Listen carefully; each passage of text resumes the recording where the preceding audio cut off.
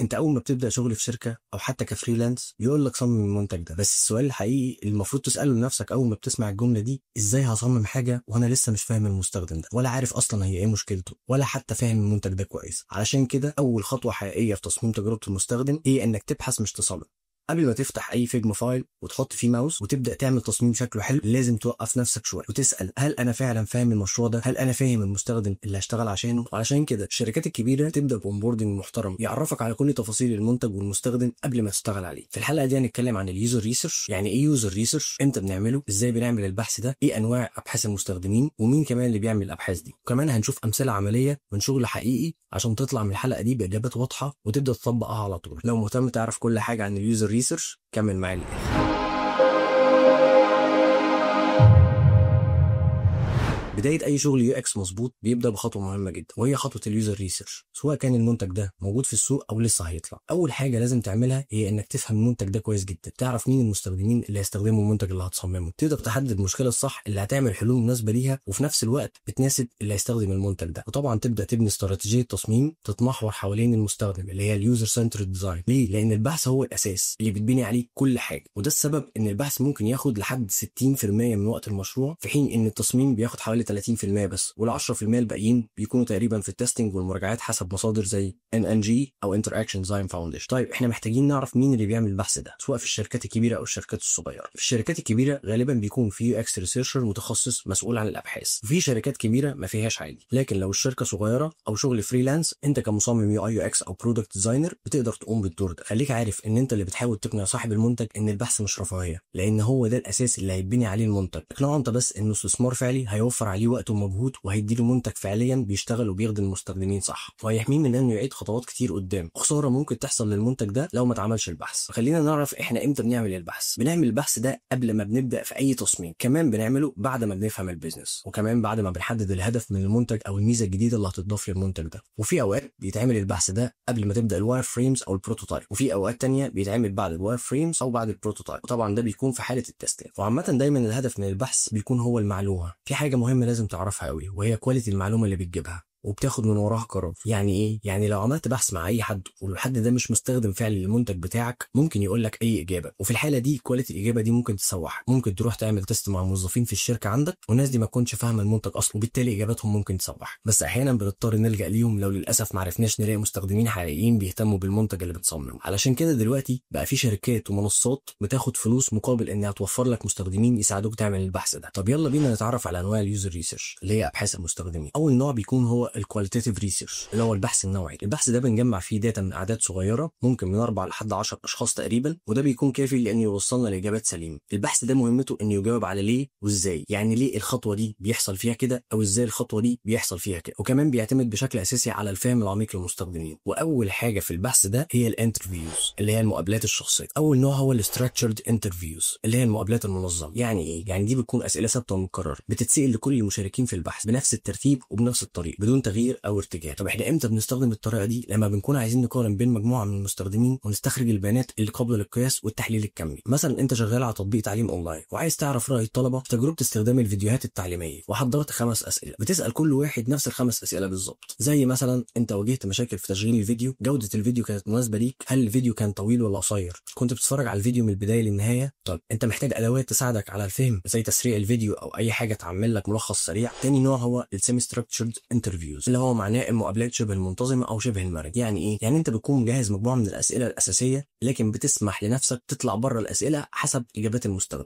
وتركز على اللي بيقول. بنستخدم امتى النوع ده؟ نستخدم النوع ده لما بنكون عايزين المستخدم يجاوب على اسئله معينه، بس كمان انت محتاج تكتشف جوانب تانية من منظور المستخدم. مثلا انت بتعمل بحث عن تجربه استخدام تطبيق لدكاتره، مثلا زي حجز دكتور من على ابلكيشن. بتبدا بسؤال: ايه رايك في الخطوه بتاعت انك تدور على الدكتور اللي انت محتاجه؟ المستخدم يقول: انا مشكلتي دايما في تسجيل الدخول. ساعتها بتكمل وتساله: طب ايه اللي بيحصل في مرحله تسجيل الدخول؟ وهكذا. وبعد كده بتسمع منه وترجع تكمل الاسئله بتاعتك، وطبعا بتسجل كل الملاحظات عن كل اللي حكاه. تالت نوع بقى هو الانستراكتشرد انترفيوز، اللي هي المقابلات الحره او المقابلات المفتوحه. دي معناها ايه؟ معناها ان المقابله دي ما بيكونش فيها اسئله ثابته، كل المقابله عباره عن دردشه مفتوحه، بتبدا بسؤال عام وتسيب المستخدم يمشيك وانت بترجع تساله بناء على كلامه. طيب احنا امتى بنستخدم النوع ده؟ لما بنكون في مرحله استكشافيه ولسه مش عارف ايه اللي بيدور في عقل المستخدمين دول او ايه اللي بيهمهم بالظبط. مثلا بتبدا تسال المستخدم احكي لي كده يومك بيبدا ازاي لما تكون محتاج تطلب اكل اونلاين، فالمستخدم بيبدا يحكي وانت تلاحظ وتبني اسئلتك بناء على كلامه ده. مثلا بتساله ليه اخترت التطبيق ده وما اخترتش واحد غيره، او ايه اللي بيميزه عن بقيه التطبيقات الموجوده في السوق، امتى اخر مره حسيت انك قادر تكمل الطلب، ايه اكتر ميزه بتحبها في التطبيق ده. طيب احنا ازاي بنحضر نفسنا للانترفيو؟ اول حاجه لازم تقدم نفسك للمستخدم بطريقه شيك ومحترمه، لازم تعرفه الهدف من المقابله كويس وانك مش بتضيع وقت على الفاضي. هتطلب منه انك تعمل ريكورد المقابله دي، وطبعا ده بيكون بموافقته هو. خليك عارف ان التسجيل مش شرط يكون بتصويره هو، ممكن تكون بتعمل تيست، وفي الحاله دي انت بتحتاج تسجل صوت وصوره للشاشه بس وهو بيستخدم المنتج ده. فخليك مرن في المرحله دي، لان المهم انك تطلع بالداتا اللي تفيدك صح. بعد كده حلل الاجابات وجمع النتائج اللي هتخليه تاخد القرار الصح. تعال ناخد مثال عملي. لو انت بتصمم منصه حجز للدكاتره، اسال المستخدم ازاي بتحجز دكتور حاليا، ايه اكتر حاجه مضايقاك، ايه الحاجه اللي هتخليك تفضل استخدام التطبيق ده. خليني كمان اعرفك الطريقه اللي بتقدم بيها نفسك في المقابله. في الاول خالص بتقول له اهلا بيك، انا اسمي كذا، انا مصمم تجربه مستخدم وباحث في شركه كذا، شغال على تطوير منتج جديد او ميزه جديده، وعايز اسمع رايك كمستخدم مهتم بالمنتج بتاعنا. واقول له خليك عارف ان كل اللي هنقوله هنا هيفضل سر ومش هياخد من وقتك اكتر من 10 دقائق مثلا او نص ساعه. حاول بقى تخلي اسئلتك بسيطه ومش موجهه وما تضايقش المستخدم وما تبقاش رخم معاه، خليك مبتسم وحسسه انه مهم جدا بالنسبه لقراراته. تمام،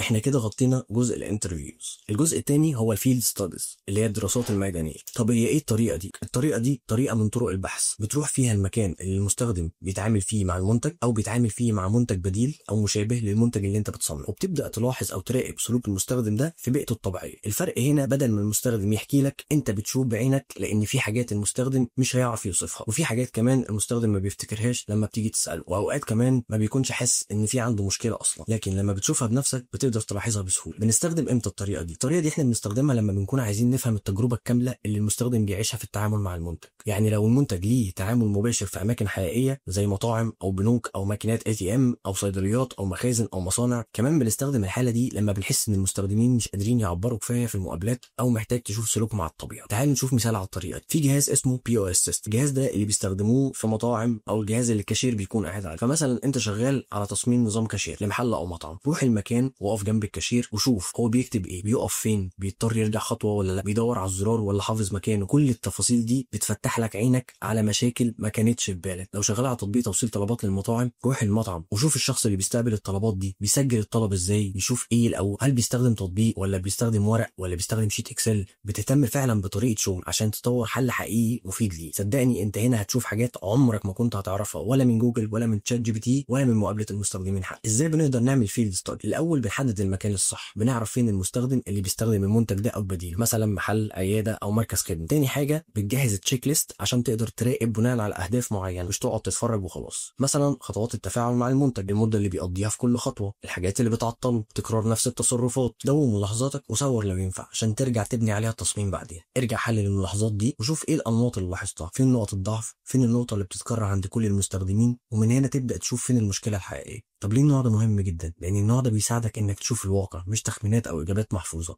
بيخلي شغلك فعلا مبني على احتياجات المستخدم مش من على تصورك انت. كمان هو من اكتر انواع البحث اللي بتفيد في تصميم تجارب حقيقيه بتنجح في السوق. كده احنا اتكلمنا عن البحث النوعي، خلونا بقى ندخل على البحث الكمي. البحث الكمي ده اللي بنجمع داتا فيه بس من اعداد كبيره. واول نوع في البحث الكمي هو السيرفيز اللي هي الاستبيانات. يعني ايه سيرفيز؟ السيرفيز هي الطريقه اللي بتخلينا نجمع بيانات كميه او نوعيه من عدد كبير من المستخدمين، والكلام ده كله بيكون في وقت قليل. بتكون عباره عن مجموعه من الاسئله بيجاوب عليها المستخدمين، وغالبا ممكن تكون اونلاين. ايه مميزات السيرفيز؟ اول حاجه انك بتقدر توصل لعدد كبير جدا من الناس في وقت قليل. تاني حاجه بتجمع معلومات عن الاتجاهات والتفضيلات والسلوك العام للمستخدمين. تالت حاجه وده الاهم، انك لو عملتها صح بتديك نتائج وبيانات دقيقه جدا ومفيده جدا للمنتج اللي انت بتصنعه. طب احنا امتى بنستخدم السيرفيز؟ احنا بنستخدم السيرفيز دي لما بنحب ناخد راي شريحه كبيره من المستخدمين، كمان لما بنكون عايزين نعرف الاتجاه العام حوالين ميزه او مشكله معينه. في بدايه المشروع نقدر نستخدمها كبحث استكشافي او بعد التصميم كفيدباك تول. ايه هي انواع الاسئله اللي بتكون في السيرفيز؟ اول نوع هو الكلوزد اندد كويستشنز، ودي بتكون اختيارات نعم او لا، او بتكون تقييم من 1 ل5 مثلا. وتاني نوع هو الاوبن اندد كويستشنز، وهنا المستخدم بيكتب رايه بحريه. تالت نوع هو الرانكينج او الريتنج، وده بيكون انك ترتب مميزات معينه او بتقيم تجربه معينه. تعال ناخد امثله عمليه. اول نوع، لو بتعمل بحث اولي لمنتج جديد، السؤال هيكون عامل ازاي؟ ايه اكتر مشكله بتقابلك في طلب الاكل اونلاين؟ هل استخدمت تطبيقات قبل كده؟ طب انهي واحد فيهم اللي بتستخدمه؟ طب لو عايز تعرف راي الناس في خاصيه معينه، لو ضفنا خاصيه جدوله الطلب لاحقا، هل هتستخدم الخاصيه دي؟ الاجابه بتكون بنعم او لا او مش متاكد. بعد استخدام النسخه الاوليه من التصميم في مرحله الام في بي، بنسال هل التصميم واضح؟ ايه اكتر حاجه كانت معقده؟ هل في حاجه ناقصه تتمنى تكون موجوده؟ طبعا انا هسيبكم انتوا تعرفوا كل نوع من انواع الاسئله دي عباره عن. طب ايه هي الادوات اللي بنستخدمها في الطريقه دي؟ انت في المرحله دي ممكن تستخدم جوجل فورمز او تايب فورم او سيرفي مونكي، او ممكن تستخدم مايكروسوفت فورمز او اي ادوات شبه الادوات دي. خد بقى النصايح المهمه في النوع ده، خليك محدد جدا في الاسئله،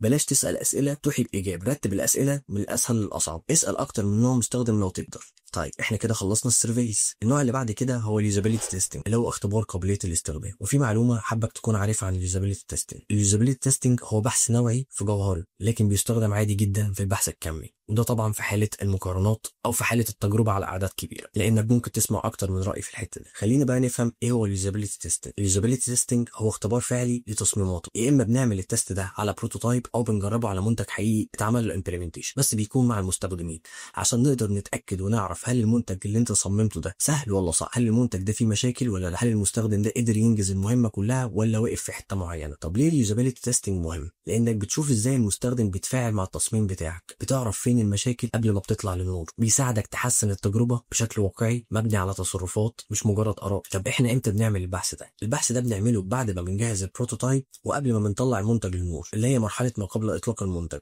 كمان بنستخدم البحث ده في اي مرحله من مراحل التصميم لما بنحب نختبر فكره معينه او ميزه معينه. طب ايه هي انواع اليوزابيلتي تيستنج؟ اول نوع هو المودريتد. النوع ده انت بتكون قاعد فيه مع المستخدم او بتقابله اونلاين، وفي النوع ده احنا هنا بنوجهه شويه او بنساله اسئله وهو بيجرب. تاني نوع هو الانمودريتد، وده بيكون نوع غير موجه. في الحاله دي انت بتبعت بروتوتايب ومعاه تاسكس للمستخدم وهو بيجرب لوحده بدون اي تدخل منك، وعادي ممكن تكون معاه بس بتحاول ما تتدخلش نهائي وبتسيبه يعتمد على نفسه كانك مش موجود. تعالوا ناخد مثال عملي. لو انت عندك تطبيق لحجز مواعيد عياده، تقول للمستخدم احجز مع دكتور اسنان الساعه 7 مساء يوم الخميس الجاي، وبس على كده. وبتراقب المستخدم وبتشوف هل المستخدم فهم الخطوات ومشي فيها كويس ولا وقف في حته معينه، هل في زرار مش واضح وخد وقت عشان يدوس عليه. لو وقف بتحاول تعرف السبب بس من غير ما تشتت، بتراقبه لو رجع خطوه لورا ومعرفش يكمل وبيدور على مخرج، هل خلص التاسك للاخر ولا خرج في النص وما قدرش يكمل.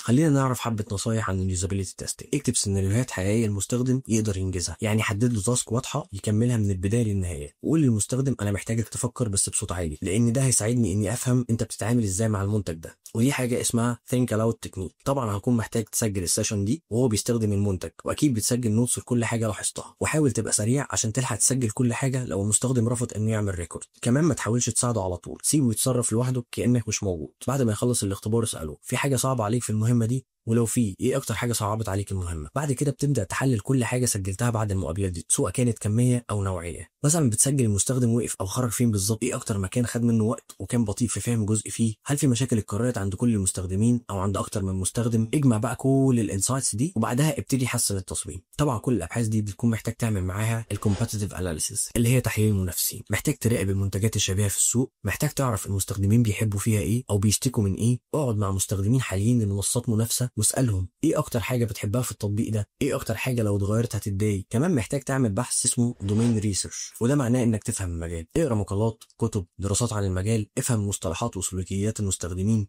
ده مهم جدا وخصوصا لو بتصمم لاي ديبارتمنت جديد عليه، زي مثلا التعليم او العقارات، مثلا الصحه. دي مجالات انت ممكن ما تكونش عارف فيها حاجه، محتاج تفهم المجال نفسه قبل ما تبدا. كده احنا خلصنا انواع الريسيرش اللي بنحتاجها في تصميم تجربه المستخدم. في طبعا ابحاث تانية بس دي اهم واشهر ابحاث بنستخدمها عشان نوصل لنتائج بتساعدنا ناخد قرارات سليمه وتخلي الحلول موثوق فيها. طبعا محتاجك تهتم جدا بعد ما بتعمل ابحاثك انك تجمع البيانات وتحللها كويس. خلي معاك دايما نوت، سواء على اللابتوب لو بتكتب بسرعه او نوت وقلم، وسجل كل حاجه في اي مقابله بتعملها تعملها. طلع النتائج من السيرفيز واليوزابيلتي تيستنج، نظمهم وحطهم في جداول باستخدام ادوات زي ميرو او نوشن او فيك جام، وابدا اطلع اجاباتك اللي هتبني عليها التصميم المظبوط. محتاج اكد عليك انك تعرف دور الريسيرش في اليوزر سنترد ديزاين. البحث هو اللي بيخليك تفهم المستخدم الحقيقي مش المستخدم اللي في خيالك انت. كل سؤال بتساله وكل اجابه بتاخدها بتساعدك تحط المستخدم في قلب التصميم، وده بيخليك تعمل منتج مش بس جميل لكن بيشتغل فعلا. خلاصه الفيديو، البحث مش رفاهيه، ده اساس المنتج. لازم تفهم المستخدم كويس، ولازم تفهم السوق كويس، ولازم تفهم البيزنس كويس. اليو اكس ريسيرش بياخد مننا وقت كبير بس بيقلل كتير قوي الاخطاء اللي ممكن تحصل لنا بعدين. كل ما اتعمل بحث احسن كل ما كانت تجربه المستخدم اقوى وماشيه صح. ما تنساش لو استفدت حاجه تعمل لايك وسبسكرايب، ومستنيك تقول لي في الكومنتس ايه اكتر نوع بحث شايف انه مهم وليه، وهل اشتغلت قبل كده على حاجه من دي.